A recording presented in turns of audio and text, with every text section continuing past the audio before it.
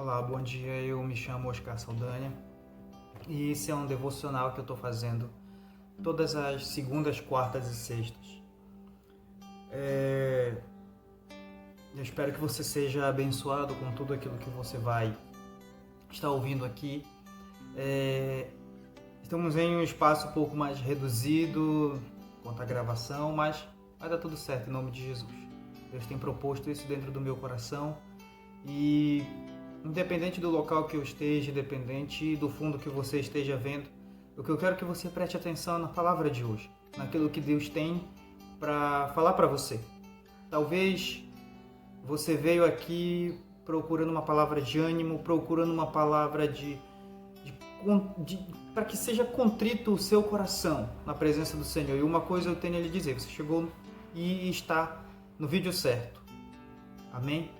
Eu quero que você abra a sua Bíblia aqui no livro de 1 Timóteo, capítulo 4, o verso 11, 12, 13 e 14.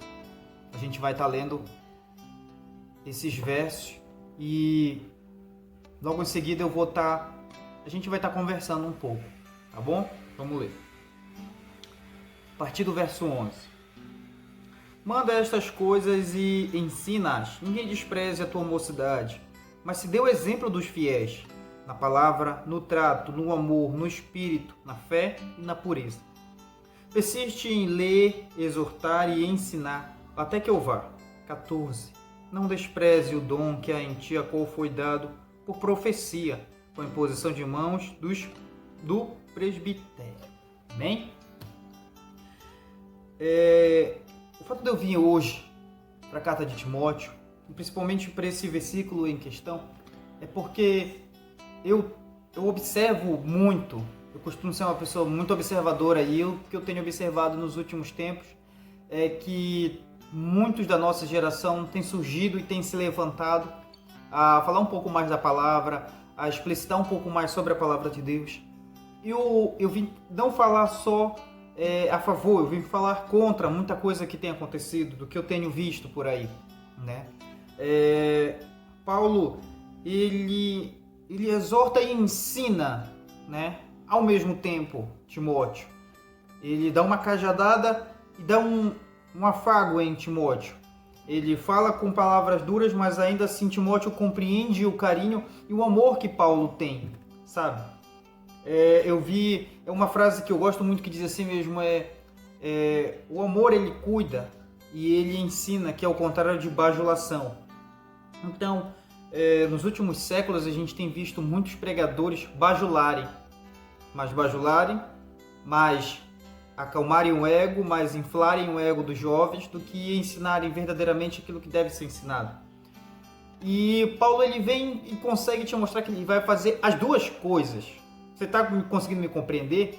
Ele diz a Timóteo o seguinte: manda estas coisas e ensina-as. Ou seja, dá uma ordem, mas ensina. Dá uma ordem, mas mostra como é que se faz. Mostra no teu exemplo. Mostra como é que você faz isso.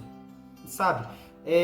O exemplo, ele consegue, a ação, o exemplo, aquilo que você demonstra, ele consegue arrastar mais do que palavras. Ou seja, primeiro mostra para as pessoas e ensina elas. Você consegue me compreender? Ele diz, olha, ninguém despreze a tua mocidade. Mas é um exemplo, olha, dos fiéis na palavra, no trato, no amor, no espírito, na fé e na pureza. Em todos os aspectos da sua vida, se você for colocar aqui, olha, ele dá o aspecto de fidelidade, de confiança em Deus, ele dá o aspecto de palavra, ou seja, na Bíblia, ser fiel àquilo que a Bíblia está te ensinando. No trato, como você age nas pessoas, na vida social. No amor, ou seja, como você é com todos. Que respectivo pensamento você tem sobre alguma coisa que está acontecendo na sua vida. No Espírito, ou seja, na confiança do Espírito Santo, naquilo que o Espírito Santo tem determinado na sua vida. Seja fiel a Ele, coloque a sua vida nas mãos dEle. Ele diz aqui também, na fé e na pureza, ou seja, naquilo que você tem de resguardo dentro do seu coração, ou seja, na fé em Jesus Cristo. Em quem nós temos fé, em quem podemos confiar, se não em Jesus Cristo? E na pureza. Nos últimos tempos a gente tem visto uma geração que tem saído muito do pensamento puro. Eu não vou citar nome de igreja aqui, nem quero isso. Mas em muitas denominações neopentecostais a gente tem visto a divergência de ideia quanto à pureza. Desculpa falar, mas essa é a verdade. O que tem acontecido? Pessoas têm ido muito pro nada a ver, muito pro tanto faz. Tipo, nada a ver isso daí, isso daí tá tudo bem, isso daí tá tudo certo. E a gente tem caído muito nesse erro e nesse engano, porque isso vai de encontro à palavra. Isso vai de encontro ao que as Santas Escrituras têm nos chamado para ser. E diz mais aqui, persiste em ler, exortar e ensinar. Ou seja, você lê, você aprende. Você lê, você executa aquilo que a Bíblia manda. Então, ele só está mostrando a Timóteo tudo aquilo que Timóteo deve fazer, já com um exemplo.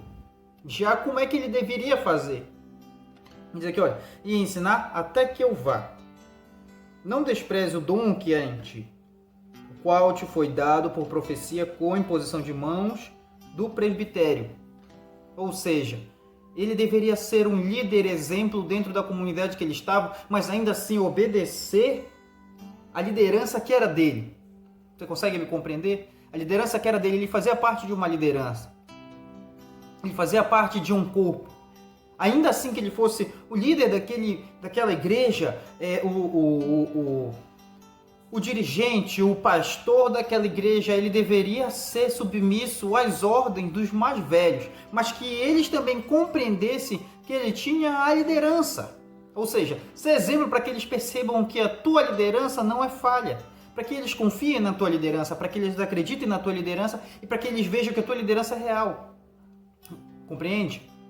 Ou seja, nos últimos dias está acontecendo muito. A gente vê pela palavra, mas o exemplo é o contrário. Muitas das vezes nem a palavra tem conseguido segurar ou suportar tudo que essas pessoas têm feito. Nem o exemplo é um exemplo, mas da palavra peca. É na palavra, mas no exemplo peca. Tá entendendo? Então ele diz, olha, ser exemplo em tudo. Para que ninguém ache nada em ti. Para que ninguém encontre nada em ti. Mesmo tu sendo pecador, Timóteo, mesmo eu compreendendo as tuas falhas, mesmo eu compreendendo aquilo que acontece dentro de ti, mesmo eu sabendo que tu tem medo, porque a carta de 1 Timóteo diz que ele tinha medo, diz que ele tinha receio, diz que ele ficou com medo. E eu entendo hoje alguns jovens, colegas e conhecidos meus, que ficam com medo também e que são desprezados muitas das vezes pelos mais velhos. Eu compreendo vocês, porque isso já aconteceu comigo. Eu sou obreiro dentro da minha igreja e eu tive muitos olhares estranhos quanto a mim, porque por causa da minha juventude, por causa das minhas tatuagens, que eu fui de outras igrejas. Eu compreendo isso, eu compreendo você. Mas persiste, persevera, continua. Aquilo que Deus colocou dentro do seu coração como um chamado. Não deixa que isso morra. Quem chamou foi Deus, não foi homens. Paulo fala sobre isso em uma das cartas dele. O que adianta eu agradar homens e desagradar a Deus? Eu quero agradar a Deus. Eu quero fazer a vontade dele. Meu amigo, se você tem isso no seu coração, se você tem explodido isso dentro do seu coração, se isso que Deus colocou dentro do seu coração tem te chamado, faça. Não ignore aquilo que Deus te chamou para fazer. Não ache que por conta de homens isso vai parar. Não ache que por conta de homens isso vai recuar. Se Deus te chamou, persevera, afirma dentro do chamado que Ele te chamou e conclui aquilo que Ele te chamou para fazer. Sabe quando você vai concluir? Quando Jesus Cristo voltar, porque isso nunca termina aqui. Nosso chamado é eterno.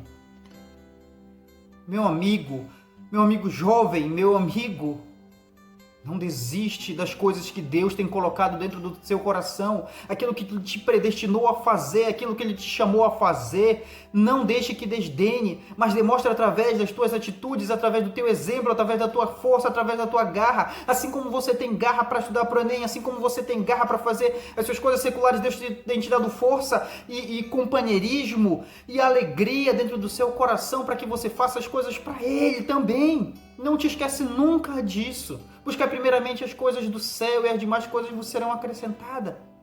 Então, dentro do seu coração, se isso tem queimado, entrega nas mãos do Senhor, confia e faz. Faz. Porque eu sei que Ele vai te preparar se você não se acha preparado. Ele vai cuidar se você não se acha cuidado. E Ele vai estar ao seu lado sempre, todos os dias. Eu quero orar por você nesse momento. Quero orar por você e quero te dizer que Deus está cuidando de tudo. Deus tem um propósito na sua vida. Tem um propósito para você. A sua vida não nasceu sem propósito. A sua vida não nasceu sem que Deus já tivesse escrito algo por você. Deus já escreveu a sua história. Então não deixa que ninguém despreze o dom que há em ti, pois Ele mesmo te chamou e te escolheu.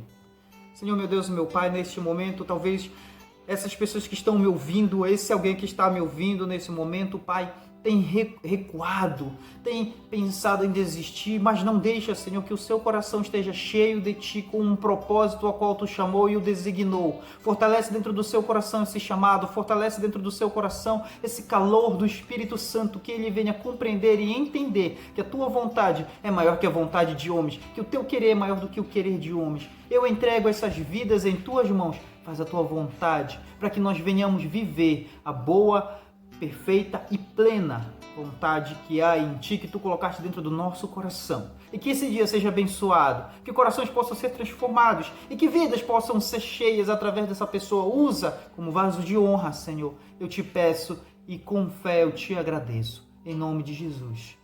Amém.